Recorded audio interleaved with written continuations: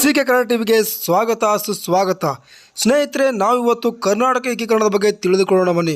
ಕರ್ನಾಟಕ ಏಕೀಕರಣ ಆಗಿದ್ದು ಹೇಗೆ, ಕರ್ನಾಟಕ ಒಗ್ಗೂಡಿದ ಹೇಗೆ ಅನ್ನೋದ್ರ ಬಗ್ಗೆ ಸಂಪೂರ್ಣವಾಗಿ ಸಿಕೆ ಕನ್ನಡ ಟಿವಿ ಮೂಲಕ ಹಂತ ಹಂತವಾಗಿ ತಿಳಿದುಕೊಳ್ಳೋಣ ಬನ್ನಿ. 2000 ವರ್ಷಗಳ ಇತಿಹಾಸ ಹೊಂದಿರುವ ಕರ್ನಾಟಕ ಸಾಂಸ್ಕೃತಿಕವಾಗಿ, ರಾಜಕೀಯವಾಗಿ ತನ್ನದೇ ಆದ ಪರಂಪರೆಯನ್ನು ಉಳಿಸಿಕೊಂಡು ಮತ್ತು ಬೆಳೆಸಿಕೊಂಡು ಬಂದಂತೆ ಹೇಳಬಹುದು. ಈ ಸುದೀರ್ಘ ಅವಧಿಯಲ್ಲಿ ಶಾತವಾಹನರು, ಕದಂಬರು, ಗಂಗರು, ಬಾದಾಮಿ ಚಾಲುಕ್ಯರು, ರಾಷ್ಟ್ರಕೂಟರು, ಕಲ್ಯಾಣ ಚಾಲುಕ್ಯರು, ಹೊಯ್ಸಳರು, ಶವರ್ಣರು, ವಿಜಯನಗರದ ಕೆಳದಿ ಅರಸರು, ಮೈಸೂರು ಒಡೆಯರು ಮೊದಲಾದ ಕನ್ನಡ ರಾಜ್ಯ ಅಂಶಗಳು ಕನ್ನಡ ನಾಡನ್ನು ಆಳ್ವಿಕೆ ಮಾಡ್ತಾರೆ ಅಂತ ಹೇಳ್ಬೋದು.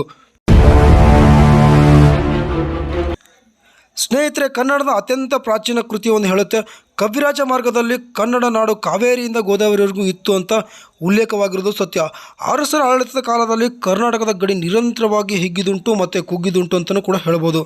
ಒಮ್ಮೆ ದಕ್ಷಿಣ ಭಾರತವನ್ನು ವ್ಯಾಪಿಸಿದ ಕರ್ನಾಟಕ ಮೈಸೂರು ಒಡೆಯರ ಕಾಲದಲ್ಲಿ ಹಿಡಿಯಷ್ಟೇ ಆಗುತ್ತೆ. ಹೈದರ್ ಅಲಿ ಟಿಪ್ಪು ಮರಣ ಹೊಂದಿದ ನಂತರ ಮೈಸೂರು ಒಡೆಯರ ಕಾಲದಲ್ಲಿ ವಿಶಾಲ ಮೈಸೂರು ರಾಜ್ಯವನ್ನು ಬ್ರಿಟಿಷರು, ಮರಾಠರು, ನಿಜಾಮರು ಹರಿದು ಹಂಚಿಕೊಂಡು ಹೋಗ್ತಾರೆ. ಒಂದು ಭಾಗ ಮಾತ್ರ ಮೈಸೂರುವಾಗಿ ಉಳಿದುಕೊಂಡಿರುತ್ತೆ. ಸ್ನೇಹಿತರೆ, ನಮ್ಮ ಕರ್ನಾಟಕವನ್ನು ಸುಮಾರು 20 ಆಡಳಿತ ಘಟಕವಾಗಿ ಹರಿದು ಹಂಚಿಕೊಂಡು ಹೋಗ್ತಾರೆ. 20 ಆಡಳಿತ ಘಟಕಗಳು ಯಾವ್ಯಾವಪ್ಪ ಅಂದರೆ ಮೈಸೂರು ಸಂಸ್ಥಾನ, ಮದ್ರಾಸು ಪ್ರಾಂತ್ಯ, ಬಾಂಬೆ ಪ್ರಾಂತ್ಯ, ಹೈದರಾಬಾದ್ ಸಂಸ್ಥಾನ, ಕೊಡಗು, ಕೊಲ್ಲಾಪುರ ಸಂಸ್ಥಾನ, ಸಾಂಗ್ಲಿ ಸಂಸ್ಥಾನ, ಮಿರಾಜ್ ಸಂಸ್ಥಾನ, ಕಿರಿ ಮಿರಾಜ್ ಸಂಸ್ಥಾನ, ಕಿರಿ ಕುಂದರವಾಡ, ಜಮಖಂಡಿ ಸಂಸ್ಥಾನ, ಮುಧೋಳ ಸಂಸ್ಥಾನ, ಜಜ್ ಸಂಸ್ಥಾನ. ಹೀಗೆ 20 ಸಂಸ್ಥಾನಗಳಾಗಿ ಹರಿದು ಹಂಚಿಕೊಂಡು ಹೋಗ್ತಾರೆ ನಿಜಾಮರು ಮತ್ತು ಮರಾಠರು, ಬ್ರಿಟಿಷರು. ಸ್ನೇಹಿತರೆ, ಭಾರತ ಸ್ವತಂತ್ರ ಪಡೆದ ನಂತರ ಭಾಷಾವಾರು ಆಧಾರದ ಮೇಲೆ ಪ್ರತ್ಯೇಕ ಕರ್ನಾಟಕ ಪ್ರಾಂತ್ಯದ ರಚನೆಗಾಗಿ ಪ್ರಾರಂಭವಾದ ಆಂದೋಲನವೇ ಏಕೀಕರಣದ ಆಂದೋಲನ. ಇದು ಸ್ವತಂತ್ರ ಸಂಗ್ರಾಮದ ಜೊತೆಯಲ್ಲಿ ಮೂಡಿ ಬಂದಿದೆ ಅಂತ ಹೇಳ್ಬೋದು.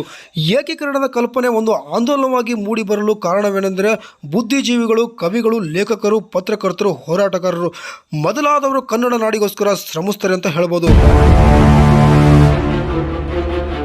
ಸ್ನೇಹಿತರೆ, ಏಕೀಕರಣದ ಪುಟದಲ್ಲಿ ಒಬ್ಬರು ಮಹಾನ್ ವ್ಯಕ್ತಿಯ ಕಿರುಪರಿಚಯ ನಿಮಗೆ ಮಾಡಲೇಬೇಕಾಗುತ್ತದೆ. ಸರ್ ವಾಲ್ಟರ್ ಎಲಿಯಟ್ ಅನ್ನೋರು ಒಬ್ಬರು ಬ್ರಿಟಿಷ್ ಸರ್ಕಾರದ ಅಧಿಕಾರಿ ಆಗಿರ್ತಾರೆ. ಇಲ್ಲಿಯ ಬಹುತೇಕ ಜನರು ಕನ್ನಡಿಗರಾಗಿರುವುದರಿಂದ ಇಲ್ಲಿ ಕನ್ನಡವೇ ಆಡಳಿತ ಭಾಷೆ ಮಾಡಬೇಕೆನ್ನುವಂಥ ಸೂಕ್ತ ಅಭಿಪ್ರಾಯವನ್ನು ಹೊರಡಿಸಿದಂಥವರೇ ಮೊಟ್ಟ ಮೊದಲ ಬಾರಿಗೆ ಇವರು ಅಂತ ಹೇಳ್ಬೋದು. 1830ರಲ್ಲಿ ಕನ್ನಡ ಶಾಲೆಯನ್ನು ಪ್ರಾರಂಭಿಸಲು ಅರ್ಜಿ ಸಲ್ಲಿಸ್ತಾರೆ ಸರ್ಕಾರಕ್ಕೆ. ಆದರೆ ಸರ್ಕಾರ ಇದನ್ನು ತಿರಸ್ಕರಿಸಿದ ಪರಿಣಾಮವಾಗಿ ತಾವೇ ಅವರ ಸ್ವಂತ ಖರ್ಚಿನಲ್ಲಿ ಕನ್ನಡ ಶಾಲೆಗಳನ್ನು ತೆರೀತಾರೆ ಅಂತ ಹೇಳ್ಬೋದು. ಇದು ನಿಜಕ್ಕೂ ಮೆಚ್ಚಲೇಬೇಕು. ಅಪಾರವಾದ ಅಭಿಮಾನ, ಕನ್ನಡಿಗರ ಮನಸ್ಸಲ್ಲಿ ಕಿಚ್ಚ ಬೀಸುವಂಥ ಅಭಿಮಾನ. ಯಾರೋ ಒಬ್ಬರು ಬ್ರಿಟಿಷ್ ಅಧಿಕಾರಿ ನಮ್ಮ ಕನ್ನಡ ಶಾಲೆಗೋಸ್ಕರ ಶ್ರಮ ಪಡ್ತಾರೆ ಅಂದರೆ ನಿಜಕ್ಕೂ ಯಾರೂ ನಂಬಲ್ಲ. ಆದರೆ ಈ ವಿಚಾರದಲ್ಲಿ ನಾವು ನಂಬಲೇಬೇಕು. ಸರ್ ವಾಲ್ಟರ್ ಎಲಿಯಟ್ ಅವರು ಎಂದಿಗೂ ಕನ್ನಡಿಗರ ಮನಸ್ಸಲ್ಲಿ ಅಚ್ಚಳಿಯದೆ ಉಳಿತಾರೆ ಅಂತ ಹೇಳ್ಬೋದು. ಸ್ನೇಹಿತರೆ, ಮುಂದಿನ ಭಾಗದಲ್ಲಿ ಕರ್ನಾಟಕ ಏಕೀಕರಣದ ಪ್ರಮುಖ ಅಂಶಗಳು ಯಾವುವು, ಕರ್ನಾಟಕಕ್ಕೋಸ್ಕರ ಯಾರ್ಯಾರು ಶ್ರಮ ಪಡ್ತಾರೆ, ಕರ್ನಾಟಕ ಏಕೀಕರಣ ಹೇಗೆ ಮಾಡ್ತಾರೆ ಅನ್ನೋದ್ರ ಬಗ್ಗೆ ನಾನು ಸಂಪೂರ್ಣವಾಗಿ ಹೇಳ್ತೀನಿ. ಅಲ್ಲಿವರೆಗೂ ನಮ್ಮ ವಿಡಿಯೋನ ನೋಡ್ತಾರೆ ಅಂತ ಹೇಳ್ತಾ ಈ ವಿಡಿಯೋನ ಮುಗಿಸ್ತಾ ಇದ್ದೀನಿ. ಧನ್ಯವಾದಗಳು.